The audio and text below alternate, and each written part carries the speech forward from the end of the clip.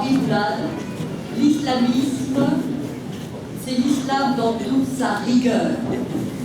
L'islamisme est contenu dans l'islam comme le poussin l'est dans l'œuf, comme l'arbre dans la graine. Autrement dit, dans l'islam, l'islam peut devenir un islamisme.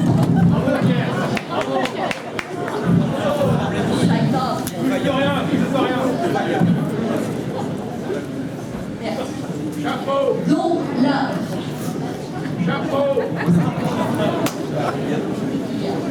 la réalité de l'islam, on vous la cache, on m'interdit de vous la dire, parce que l'islam n'est pas une religion comme le christianisme, ça n'a rien à voir.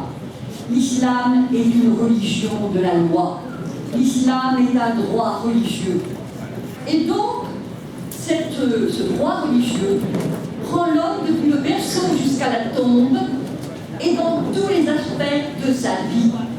Que ce soit pour aller aux toilettes, comment faire pour aller aux toilettes, comment faire pour conclure un contrat, comment faire pour faire la prière. Et ça, le chrétien ne peut pas le comprendre. C'est ça la loi islamique. Le chrétien, quand il fait la prière, il a dans son lit, « Oh Seigneur, peut-être que je réussisse mon examen. » On nous dit, peut-être il fait signe de la croix, mais quand il fait froid, il a les mains en dessous de la couverture. Mais pas pour le musulman. Le musulman doit se lever, le musulman doit se laver, le musulman doit prendre un tapis de prière, le musulman ne fait pas la prière n'importe comment, n'importe quand, n'importe où. Et c'est ça la différence. Il ne jeûne pas quand ça lui plaît, il ne fait pas le pèlerinage à la Mecque quand ça lui sied. Non, non, non. Tout comportement obéit à une règle, et toute règle est une règle de comportement. Et donc, ce qui se passe, c'est que les musulmans sont super piégés, super coincés. Où ils disent la vérité, à savoir que la loi islamique, ce n'est pas seulement les ibadat, c'est-à-dire l'adoration, tout ce qui doit arkan ad-din, les piliers de la religion, mais c'est aussi les mu'amalat, comment traiter dans le public, horizontalement. Alors ils choisissent de mentir, pour ne pas être en quelque sorte jetés dehors. Ils choisissent de mentir qu'il y a un droit pénal, c'est-à-dire que, en fin de compte, la femme adultère est punie de 100 coups de fouet dans le Coran, et que nulle indulgence ne vous prenne dans leur faveur. Il y a le Coran, et le prophète, sallallahu alayhi wa sallam, le prophète a demandé que la femme adultère soit lapidée. Une femme qui avait péché est venue voir le prophète. Elle a dit, j'ai péché. Moi je me suis dit, oh là là, l'histoire va devenir fantastique. Non, pas du tout. Elle attendait un enfant. Il a dit, retourne, accouche tranquillement. Ensuite, elle est revenue et on l'a lapidée. Et pas n'importe comment. Avec des pierres pas trop grosses, elle serait fait d'un seul coup. Non, des pierres de grosseur moyenne. La même chose quand on va aux toilettes, pas des pierres coupantes pour se couper l'anus, bien sûr que non. C'est-à-dire que si vous voulez, tout est réglementé. La femme adultère, fouettée, après son petit fouet bien donné, pour sortir en capiotade. L'apostasie est punie de mort. La consommation d'alcool de 80 coups de fouet. Le vol, la main coupée. Et dans le fiqh, c'est même la main coupée, le pied inverse, c'est ce qu'on appelle l'amputation croisée. Alors les musulmans, parce que ça fait partie de leur droit religieux, choisissent de dire non, nous sommes comme les chrétiens. C'est pareil, les fils d'Abraham, patati patata. Alors, on les accueille. Je leur dis liberté. Oui, liberté. Je leur pose la question. Est-ce que le musulman est-ce que la musulmane peut épouser un non-musulman? Non. Est-ce que le musulman peut se convertir à une autre religion? Non. Est-ce que le musulman peut être athée? Non. Est-ce que le musulman peut être homosexuel? Non. Est-ce que le musulman peut même être célibataire? Non. Car le célibataire est de la pire espèce. Et oui, Est-ce que pas de monachisme en islam? Alors je ne dis pas les curés, les moines, enfin les curés on ne sait pas, mais les moines en tout cas, ils passeraient un mauvais quart d'heure. Et la religion catholique, c'est l'horreur, l'abomination.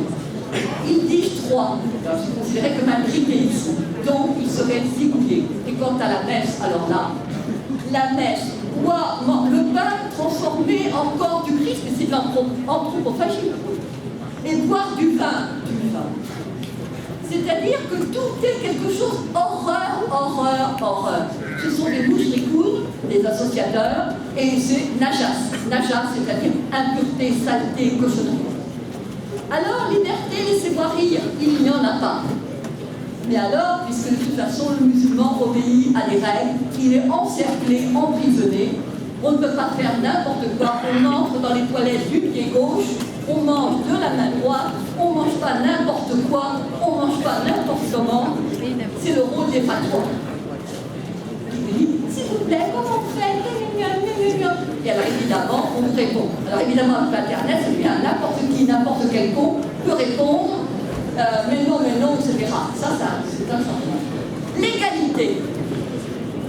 Bien sûr que nous avons l'égalité. L'égalité entre qui? Entre les musulmans. Al-Muslim, Akhul-Muslim. Le musulman et le frère du musulman. Pas le frère du non-musulman. Absolument pas. Absolument pas. Ne prenez pas les juifs et les chrétiens comme alliés. Et enfin, nous avons, alors là c'est vraiment le must. Vous prenez la sourate 5, Al-Maïda, la table servie. Al-Yahoud, les juifs disent la main de Dieu est fermée. Mais non, c'est la leur qui est fermée. Et alors je passe, il est dit, écoutez bien ceci. Et certes, nous avons fait croître parmi eux la rébellion et la mécréance. Nous avons, alors, et nous avons fait croire l'inimitié et la rébellion. Nous avons jeté parmi eux la haine jusqu'au jour de la résurrection. Yaoum al-Qiyamah. Vous voyez pour la terre d'Israël que ça signifie. Ensuite, il est dit, ce sont les Juifs qui allument la guerre. Ce sont les Juifs qui allument les guerres. Et c'est Dieu qui l'éteint.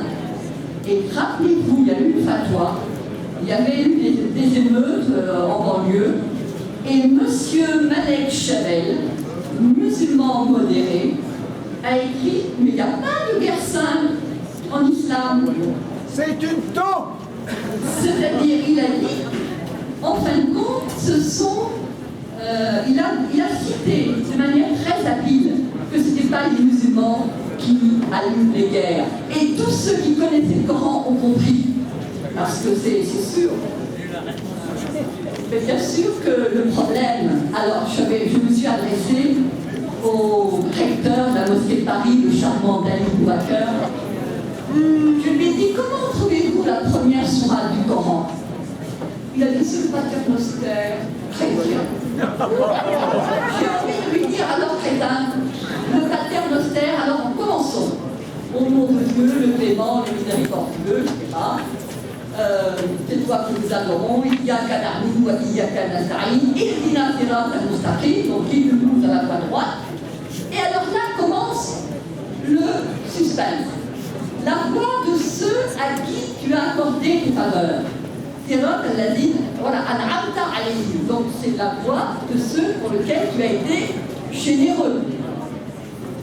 Sirat, alors, Ghayr Mardoubi alayhim, la voix de ceux contre qui tu n'es pas en colère. Voilà Dalin et ceux qui ne sont pas égarés. Alors moi j'avais apporté un commentaire.